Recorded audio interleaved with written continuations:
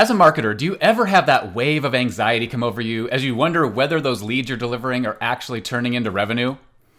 Often, marketing is expected to drive revenue, but their goals stop at leads, and they never make the connection to revenue. And when this happens, marketing performance is subjective and everyone gets an opinion. On today's episode, we're going to talk about how to plan for demand and revenue targets and how to build a demand model that will ease your anxiety and allow you to deliver marketing performance all the way down to revenue. Demand Gen U is officially in session. Let's do it.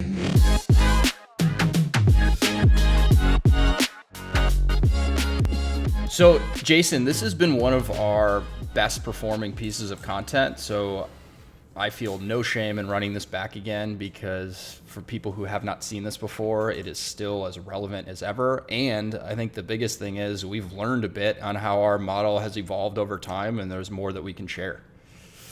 Yeah, it's kind of reminiscent of conversation ads and how often we were talking about that for a while. But people and even with conversation ads, people are still asking for more content about that. And so when you guys told me that the session about the demand model was either the or one of the most viewed from our demand conference last year, I was actually surprised. It's a pretty tactical topic.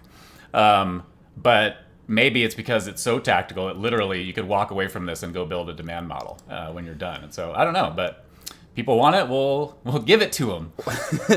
And if you haven't seen the demand model before, we've got a few different pieces of content on it. We will link out to it for this episode when we release it. But we've got a template that you can use and a few different how-tos of how to make sure that you're planning for your demand and revenue targets as best as you can. So we'll get you started. Now, before we jump into the lesson, I'm real big on story time. We've gotten some good feedback that people enjoy the stories. So you were not Mr. Demand Model before metadata, right? No, and it's surprising because I'm an ops guy, right? And so you would think that the ops leader would have that down and would have had experience with building a demand model. And it was kind of funny when I first started here with Matt Cannell. He built our first demand model and basically had to walk me through how to build one, and it was like, well, why haven't I done these before? And I think it's because all the places that I worked at, most of these big companies, you had a team of 70 people. I know, and we didn't have a demand model, and that was what's surprising to me. And there probably was one maybe somewhere where I didn't even see it, but we didn't have that connection from revenue up through marketing, you know what I mean? And so I think it was because most of the places, these big companies that I worked at, they were in that trap that we talk about sometimes of having huge sales organizations and having built these huge sales orgs because they were sales led, and then the marketing goals are drafted off of okay, we have 10 sales reps. Each sales rep can handle X number of meetings in a week times 4 in a month. So, hey, marketing, that's your goal, is based on the number of reps we have and how much activity they need to stay fed and busy. And so we never even really made that connection. It's well, how do I know that that's the number of leads that you need, you know what I mean, to get to that revenue number? And honestly, even in these big companies, I didn't have that connection. We didn't have that connection. So without getting too much into the details, because I know we definitely will in this episode, let's take a step back first and let's just explain what a demand model is and why you need it. Yeah, so demand model. I guess the simplest way to describe it is it's a model that helps you plan, I guess, the activities and some of the leading indicator metrics that you need to deliver to meet a specific revenue target. And so if you say okay, the company's ultimate goal is revenue, right? And to get to that revenue, certain activities have to happen. Excuse me. And those activities are sales meetings, demo requests, marketing activities, events, etc. So, and if you can trace that all the way up or down or up, whichever way you want to go, you can basically get to the point where you say, okay, I can start with this goal of revenue, and I know conversion rates and average volumes and deal sizes, and I can work my way back up to the number of demos I need to deliver to ideally make that happen. And there's lots of ways to do this. So like a demand model for company A can be completely and wildly different than a demand model for company B. But the gist is it's a model that helps you understand how much activity you need to drive to basically get to your company's revenue targets. So I'm going to go off script here for a second, but you mentioned something that I think is important because I've lived in this world before, and I know that others are probably living in that world right now. What's the benefit of doing this from like the top down and the bottom up? Yeah, and we should probably define those two things because oftentimes people get those confused. And so a top down is basically where somebody above you hands you a number and that's the top, and you basically work that down to like, what resources do I need to basically deliver this? And that usually is kind of the foundation of your budget or your resource model or something like that. Bottoms up is basically saying, okay, with the resources you're giving me, I'm at the bottom now, let me work my way up and tell you how much I can give you at the top based on that. Both are wrong. You know what I mean? Like both ways are not great. And often, and this is a very consistent exercise, is you do both. And then you kind of see, where are we off? And if you're not too far off, great. Usually that's okay. Oftentimes you're wildly off. And then that's when you're starting to like, oh man, we're like millions of dollars off here. And then you get into these hard conversations because you're like, I'm using historical data. Do you expect me to make like an order of magnitude change, you know what I mean, this year in one of these to like get to this level? And so it starts to, it can foster some interesting conversations. I liked your first definition on the top down. That was great. So let's get into it, because I imagine many people who might be listening to this episode for the first time or have not seen our demand model content before, they may have not ever built a demand model before. So how do you get started building a demand model out your first time? Yeah, and just like a lot of things, you want to start pretty simply. And not because you suck at it, but there's actually a reason why you should start simply. And it's because, like, let's say your very first demand model, you're like, all right, here's the 100 metrics I can use and put into this thing. And like, just refine it and like I get it down to the penny, And then you exit that quarter. Marketers would do that. They would measure everything. I don't know. Probably not. Out of the gate. Hope if you do, you're wrong. But like getting it to that, and then it's down to this like penny. Like I said, but like then you exit the quarter and you're like, oh, it's off. Where is it off? You know what I mean? Like, okay, now I have to go look at these 100 metrics that I put into the model and figure out like, where was I wrong?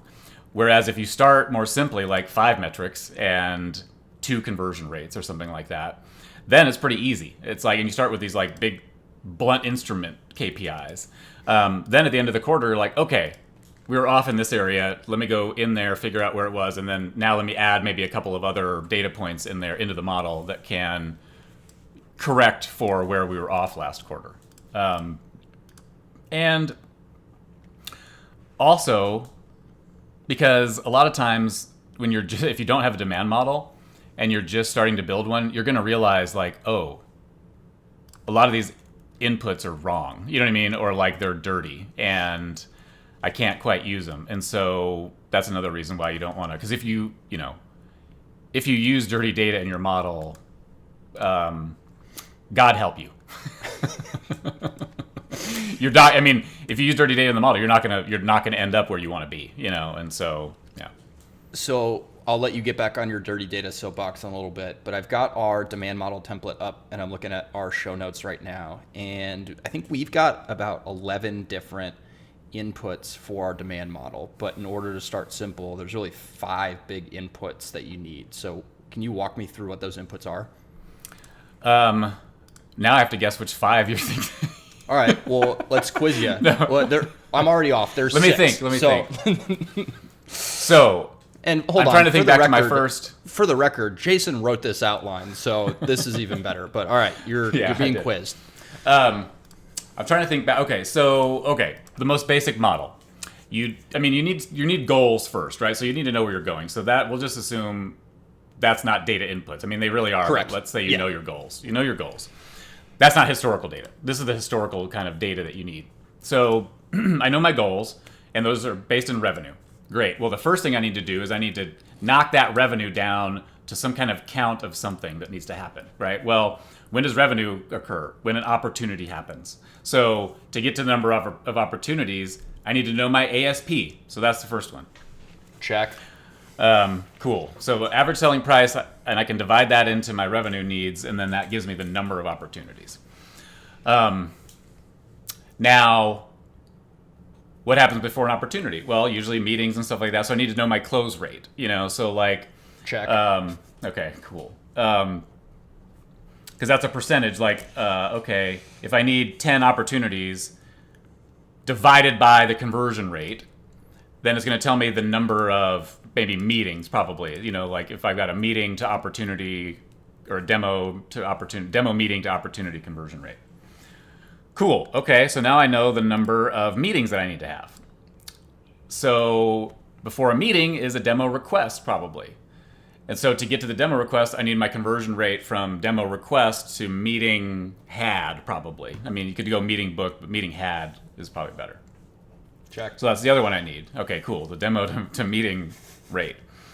And then to get to a demo, now ideally for us, the demo is that first number, the first KPI, because we don't do leads. But if you do leads, then you also, and a lot of companies still do, you need to know what your lead to demo request rate is. And then that tells you how many leads you need to deliver. And I think that's probably about that's what you need for the most basic model right there. All right, I think Did I I've get got it right? two that Professor Widup forgot here. The first is meeting to opportunity conversion rate. I know you went through demo to meeting and lead to demo. And then the last one, which I think is very important for this, is length of sales cycle on average. And we can get into why that's so important, because we'll get into story time too. Like, we've run into that before, where based on the length of your sales cycle, you can't always expect that what you're going to be creating in quarter is also going to close in quarter, and we'll explain why in a bit. Yeah, that's another tough topic to handle. That's probably for me the hardest piece to handle in the model. So yeah, a good one to talk through. So we've got all of those data inputs, and I think we kind of glanced over setting goals. So let's just make an assumption that you're a software company. What are some of these goals that you need to have in hand to make this demand model work? Yeah. I mean, the ultimate goal is revenue, of course. But to figure out, and that's the company goal. And now you're trying to get to, okay, well, that's the company goal. Well, what's marketing's responsibility in that? And that really comes down to, I don't know if this is philosophy or, you know what I mean? Like internally, like how your relationship with sales. So marketing shouldn't be responsible for 100% of the demand model, or of the demand needed. Is there places like that in B2B? If there is, somebody tell me. If somebody's 100% marketing driven in B2B, let me know. That'd be cool. So assuming that's not the case, then you're responsible for some percent of that revenue. And what's interesting too to think about in this is, let's say you need to add $3 million of revenue in a quarter. Well, not all of that is going to come from net new, right? So you got existing customers, and you're either going to help yourself or fuck yourself with your churn rate based on so if you actually are doing well with your customers and they want to they're upselling, they're spending more money because you're delivering value, then your need on the net new acquisition goes down, and so you need to know that to set the goals as well. It's like, well, how much can I expect from our existing customers, and so like you're looking to your customer success org for the customer success org actually holds a revenue goal as well. They need to have net retention, especially if you're a growing successful MarTech company. You need to have your net retention rate above 100%. And so right there, that's going to chip away, you know what I mean, at the net new dollars you need to bring in. And so that also is, you need to bake that in when you're setting your goals. And then I like to be very conservative when setting the goals, just so that we just, if something goes wrong, I don't like to be that goal setter that's like, if everything goes right. I'm the cup half empty goal setter. You know what I mean? Because if you're like, oh no, yeah, I think I can really improve that conversion rate by this percent, and oh yeah, we can get that ASP up to this. Okay, maybe, but why don't you try to do that? But plan for the current. You know what I mean? So plan for the current, historical rates that you're getting, and then if you can improve that, great. Guess what? You can do a little bit less up front, but don't plan for that and just assume you're going to make that. You're just going to start kind of behind the curve. So just a couple anecdotes, in terms of how do you set goals. Of course, you're going to use numbers and stuff, but those are just some considerations. Use numbers and stuff. Hopefully that turns into a social clip. All right. So I think another question here is, this is not a set it and forget it type thing. So, maybe the answer is a little bit different now. Our team is 7 strong and we've got a senior demand gen manager, but how often should people be looking at this demand model when they first start out? Is it daily? I hope not. Is it weekly? Is it monthly? Is it quarterly? Walk us through that. Yeah. If you carry high anxiety, like I do sometimes, you update it once a week. I stopped doing that quite a while ago. I would even update it, and we haven't talked about the sales cycle thing, but we're about a quarter ahead, so we're trying to deliver demand for the 90 days ahead or so. But I would also build the demand model for the current quarter too. And what I would hope to see is negative need, right? So what I would update it and oh, here's all the pipeline we have currently. Here's the close rate on that pipeline. Here's all this stuff. And then in the quarter, I would expect to see a negative, oh, you need negative demo requests. Because that would tell me okay, we're ahead of the curve. We have enough pipeline in this quarter. So I would look at that, probably once a month during the quarter, just to make sure okay, it's holding true. We don't have to try and jam in some demand for this quarter. And then the future quarter one, oftentimes I wouldn't even start to, I would do it once in the beginning of the quarter, and then I would look at it again kind of towards the end of that quarter, again, because we're driving demand for the future, just to make sure did we get there? But we were measuring ourselves kind of on the way up. And so, yeah, I think once a month, is probably a good, time frame to update it. And then once a quarter, you want to get in there and really interrogate it a bit and kind of figure out because you end the quarter, you see what the actuals were, and then you go back and you start to map your model against the actuals and see what was true and what wasn't. And that's where you can start to oh, all right, we used an ASP of 50,000 for last month, but it actually ended up being 60,000.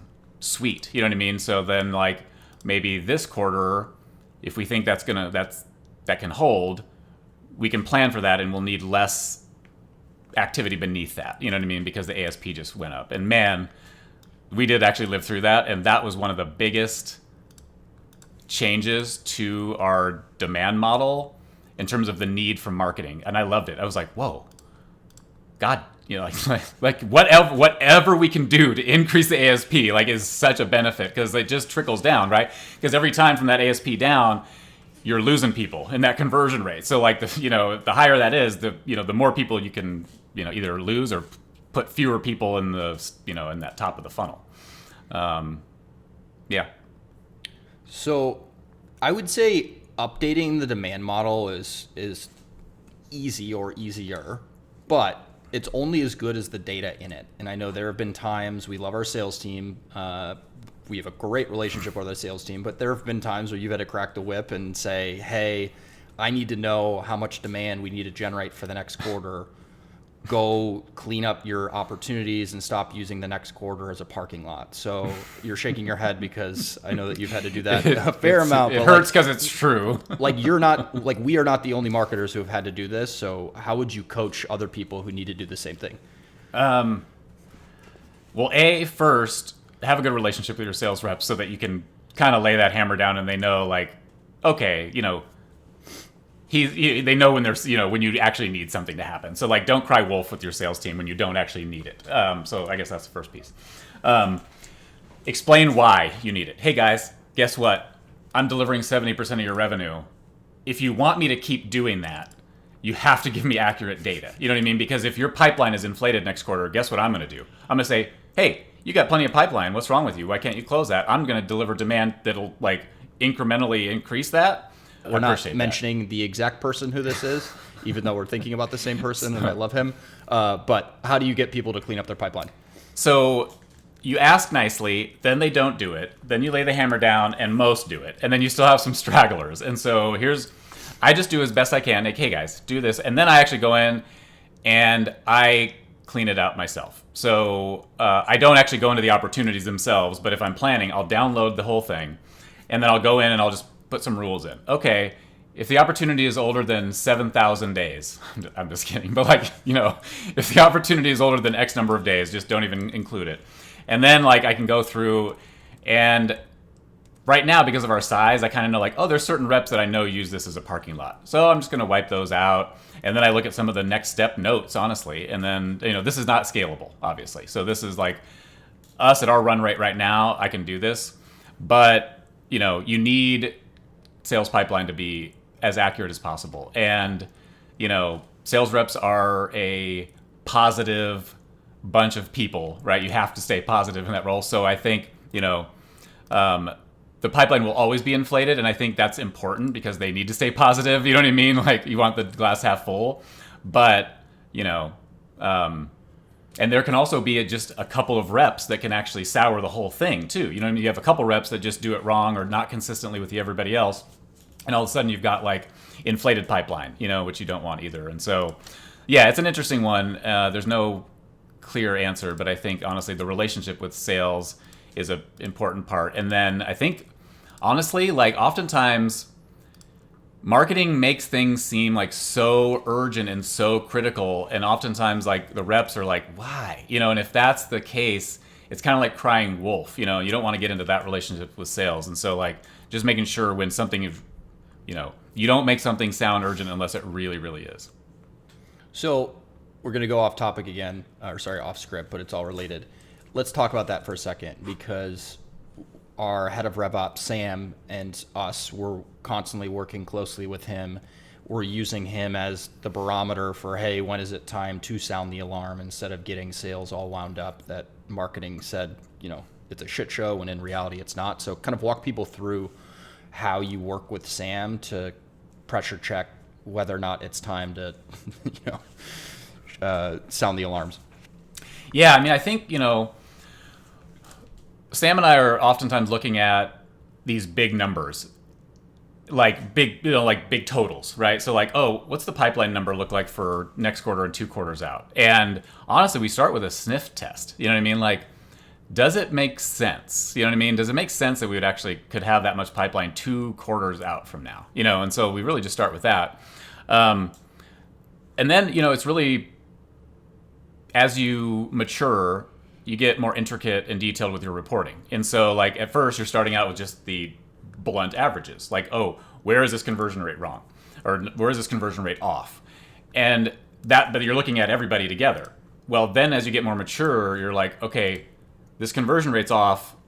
Now let's dig into the specific reps. You know what I mean? And then see because that's usually where the answer lies, is the averages don't I don't know the math terms here, but the says the ops guy, the standard deviation, which is completely wrong, but the further out they are from the average, they're it's you can have the pendulums on huge sides, and then the average is in this middle, and you got some people closing at 5%, and then maybe some people closing at 35%, and that is going to throw a model off. And so then digging into those individual rep metrics, then you can start to like, okay, we need to coach up over here. Oh, why does this person have such a high rate and this person doesn't? Can they start to like talk together and figure things out? And so, yeah, it's kind of really kind of digging into that. And then when you do that, making sure you're not like accusatory, right? Because now you have individual rep performance and you don't want to be like, well, they suck, fire them. It's like, hey, what are we doing? What are we not doing right? What can we do better to help that rep out, to meet these expectations, these averages? The average, I'd say like averages can throw you off. You know what I mean? So and we'll talk about this in the sales cycle too. Averages are like not useful in modeling, really, honestly, and so the more you can get down to like the percent that, 1, this percent, 2, this percent, 3, you know what I mean? You're ordering it by the percent of that value instead of using an average. You can usually get better, more accurate, kind of modeling. I dig it. Now, 2 kind of big questions that I want to make sure that we cover. We mentioned that this is not a set it and forget it type deal. You're revisiting it, probably weekly at the very minimum, or sorry, probably quarterly at the very minimum, or weekly when you're first getting started out. But how do you adjust this over time? What are you looking at adjusting, when you revisit it and make a big change? Yeah, I mean, I think, if you started with the 5 or 6 metrics that we talked about early on, then I think you're looking to just maybe add additional data to it. You know what I mean? So to make it more accurate. But again, not just because you have the data, but you actually have figured out, okay, this was wrong. My forecast didn't meet, the actuals for last month. Oh, well, it's because this metric involves so many other things, and maybe it's the average. This is an average, and man, we've got wild pendulum swings on both sides. And so that's where you can go in like, okay, can I tear that down a little bit, you know what I mean, and make it, add another metric and make it more accurate, or add something else in, and and make sure I'm going to meet that forecast, for the next quarter. And I think that's really what you're looking for. Yeah. You just want to, you want to make sure that it's constantly looking at these historical data points. And you actually, another thing in these historical data points is you have to be very thoughtful about the time frame that you're pulling the historical metrics for. I'll give you a quick example. In any of the conversion rate metrics, you need to make sure that, hopefully this doesn't get too complicated, the denominator you're using is only the number of people who have either done something positive or negative. Like they've actually either, like, let's say closed, lost, or won. Closed, lost, or closed, won. Your denominator can't include people that are still in that decision period, if that makes sense. So like, if I'm trying to figure out what my close rate from last quarter was, I can't just use last quarter. I'm the day 1 of Q2. I can't say, oh, what was my close rate last quarter? I can say that, but I have to make sure that what I'm looking at are just closed won and closed lost. So like things that have been completely dispositioned. And oftentimes people get confused and they just look at the total universe of like what's still open and then what was closed. And then they're off because like all the things that are still open haven't had time to like matriculate. So if you're trying to get a historical average, just make sure like either your denominator is only using things that are actually fully dispositioned and done, or you're backing up that analysis to account for the fact that things haven't had time to close yet. Hopefully that makes sense. Did it make sense when I said it out loud? I think so. I think the other thing that I would add is, and it's one of those things that sounds so blatantly obvious, but we often forget it. It's to have context around some of these numbers. And the example that I'll use is we really didn't disqualify people when I first started, and we let anyone come in to meet with our sales team. And we learned over time that was not the best process for a whole slew of reasons that we'll probably get into in another episode. But the conversion rates then were much different than conversion rates, even a quarter or 2 after we made those changes. So it's important to know when there were really, really big process changes implemented that can significantly skew any of the inputs. Oh, totally. And the one you mentioned happened, and then we also changed our opportunity stages. You know what I mean, and how we treated those, and that completely threw the model. I mean, we were basically just eliminating a stage, which kind of made it a little bit easier. But if you're going in and you're actually changing stages in the definitions, woo, like get ready to start tracking historical data again. You know what I mean? Because things are going to materially change, and like you're going to be making some guesses for the first couple quarters after those like big company-based changes. But yeah, those are good ones. As you kind of see things happening or changing, in your business too. Yeah, definitely take those into account. So 2 more questions for you before we wrap up. The first one is, and we had mentioned it a little bit at the beginning of the episode, so this is now, I think, the 3rd time where we've put out a piece of content around this, and a lot has changed from the first time that we published that post and the model, and even the second time when you presented at Demand. So how has our demand model changed and evolved over time? What have we learned? Yeah.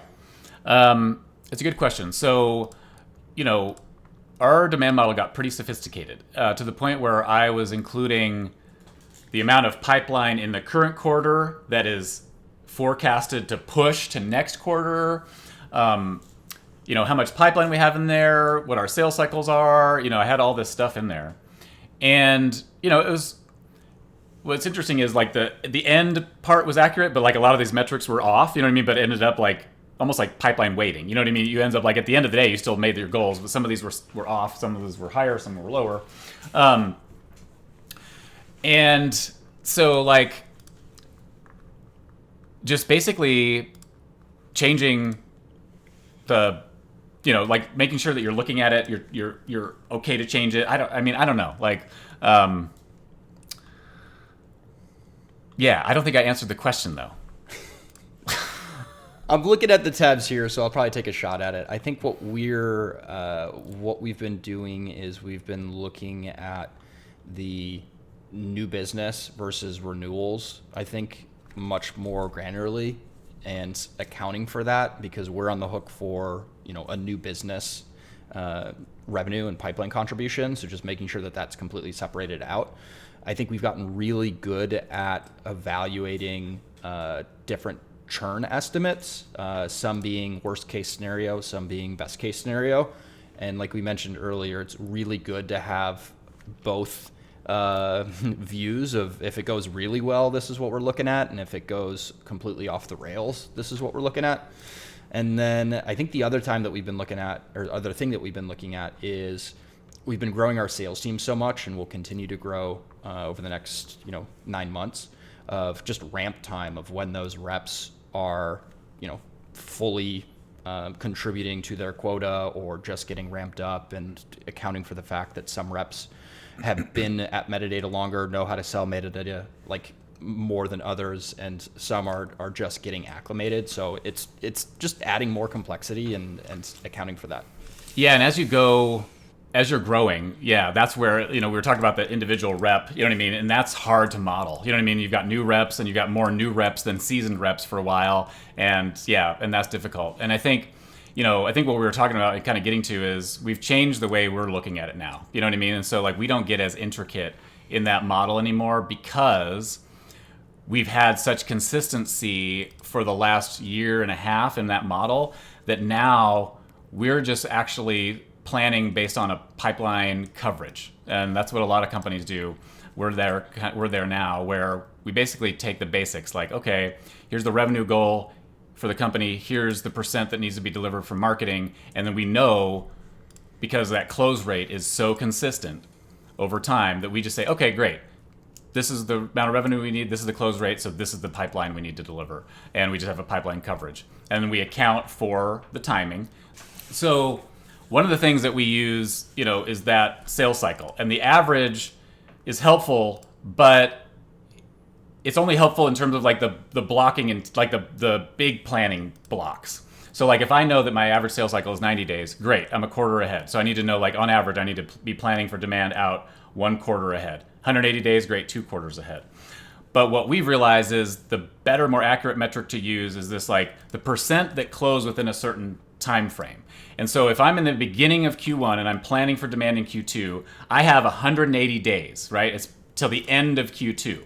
And so if I look at, well, what percent of my opportunities close within 180 days, that's a pretty good metric of like, okay, let's say it's 80% close within that amount of time frame. Then that tells me, okay, only 80% of the demand I'm going to generate this quarter is going to close next quarter. So then I plus up that activity a little bit to account for the fact that, okay, only 80% of this is going to close in 180 days. So I need to actually do more so that I get more volume in that can close within that 180 days and then make that number. And so that's, another kind of complicated topic, but hopefully understandable over just audio without a visual. But it's a good thing to look at that percent that closed within a certain amount of time. And also, that helps you in the current quarter too, because let's say you're like, oh no, we actually don't have enough demand or pipeline right now to meet our number in the current quarter.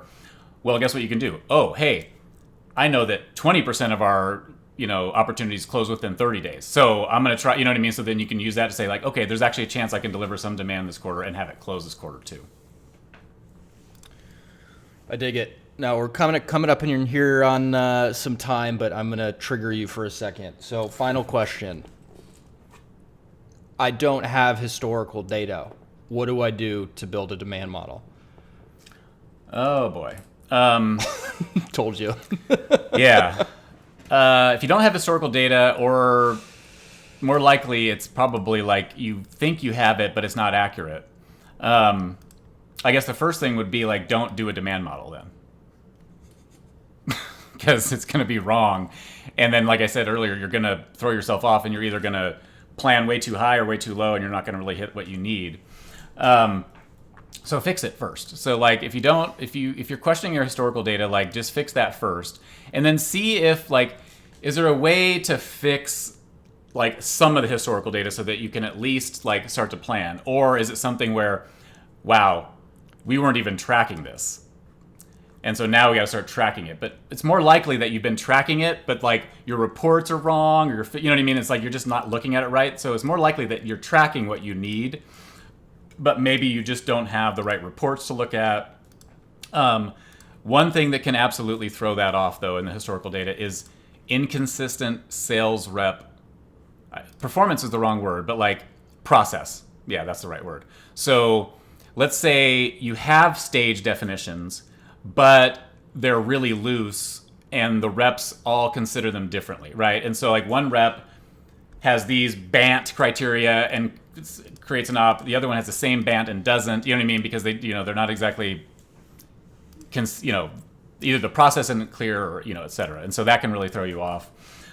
So yeah, go fix that data. Fix the big pieces first that you need, like those 6 metrics first. See if you can get at least a quarter's worth of data that's accurate on that, and then start there. And then then you've got at least a baseline to start from, and then you can start to improve it over time. Awesome. Well, I think we're just here at time. Thanks for listening, everybody, and make sure to subscribe to Demand Gen U and keep sending us topics for future episodes. We'll see you next time. Thanks, everybody.